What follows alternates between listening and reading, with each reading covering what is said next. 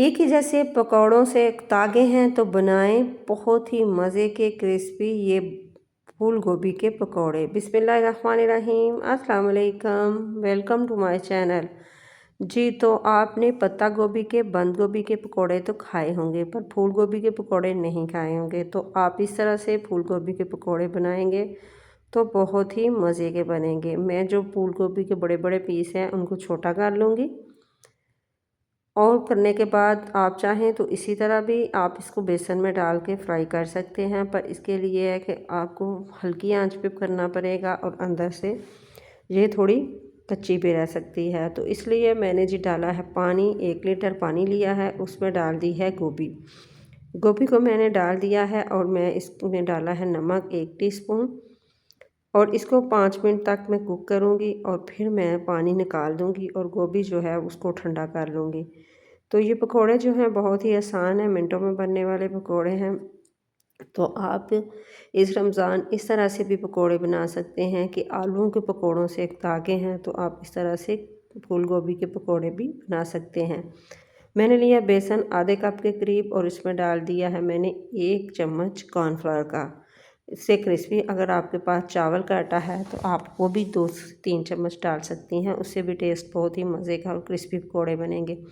अब मैं इसमें डाली है कसूरी मेथी, हाथ में अच्छे से मसल के वो डाल दी है, इससे भी खुशबू बहुत ही मज़े की आएगी। अब मैंने इसमें डाला है ज़ीरा पाउडर, खुश्क धनिया का पाउडर 1 टीस्पून, कश्मीरी लाल मिर्च और मैंने जी काली मिर्च डाली है, थोड़े से तिल डाल दिए हैं, बेसिक से मसाले हैं, हरा धनिया डाल दिया है और इसमें डाला है जी मैंने अदरक और हरी मिर्च जो है दरदरी सी कुटी हुई वो मैंने डाल दी है। पानी डालूँगी और इसको करूँगी मिक्स, बहुत ज़्यादा पानी नहीं डालूँगी, थोड़ा सा पानी डाल के इसको मिक्स करूँगी।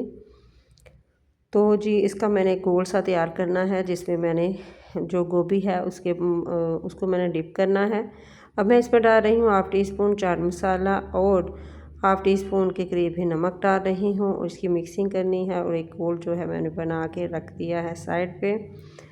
तो जी इसमें मुझे पानी थोड़ा कम लगा है तो मैंने पूरा 1 कप पानी इसमें डाल किया है, तो वो डाला है और इसको बना लिया है जी। तो इस तरह से जब ये बन जाएगा तो आपने इसको रखना है साइड पे और गोभी को ऑयल को रखना है ऊपर कढ़ाई में और ऑयल को गर्म कर लेना है और फिर मैं इसमें डालूँगी गोभी को और फिर उसको करूँगी फ्राई। मैंने लिया है सरसों का ऑयल, आप कोई सा भी ले सकते हैं, या अपनी अपनी मर्ज़ी है। इसी स्टेज पे जी आपको मेरी वीडियो ज़रा सी भी अच्छी लगे तो प्लीज़ आप मेरी वीडियो को सब्सक्राइब किया करें और इसको अपने दोस्तों और फैमिली में शेयर किया करें कि मेरे ज़्यादा से ज़्यादा जो लोग हैं इसको देखें।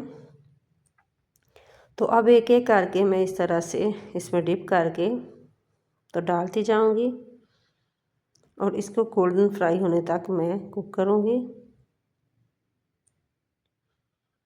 तो ये बहुत मज़े के पकौड़े बनते हैं, जिसको गोभी पसंद है तो वो इस तरह से गोभी के पकौड़े भी बना सकते हैं। और मैंने इसमें अदरक भी डाली है, इसका बादीपन इससे ख़त्म हो जाता है। और इसी तरह से उल्ट पुल्ट के मैं इसको फ्राई कर लूँगी। तो देखें इसका कितना अच्छी लुक आई है, कितना अच्छा कलर आया है। तो इस रमज़ान आपको अगर दिल चाहे तो इस तरह के गोभी के पकोड़े भी बना सकते हैं और बहुत ही मज़े के लगते हैं। ख़ास तौर इसको रोटी के साथ खाया जाए, हरी चटनी के साथ, तो बहुत ही मज़े के लगते हैं। तो जी मैं इसको केचप के साथ सर्व कर रही हूँ। आपने मुझे कमेंट बॉक्स में बताना है कि आपको मेरे गोभी के पकोड़े कैसे लगे। दुआ में रखिएगा याद। अल्लाह हाफिज़।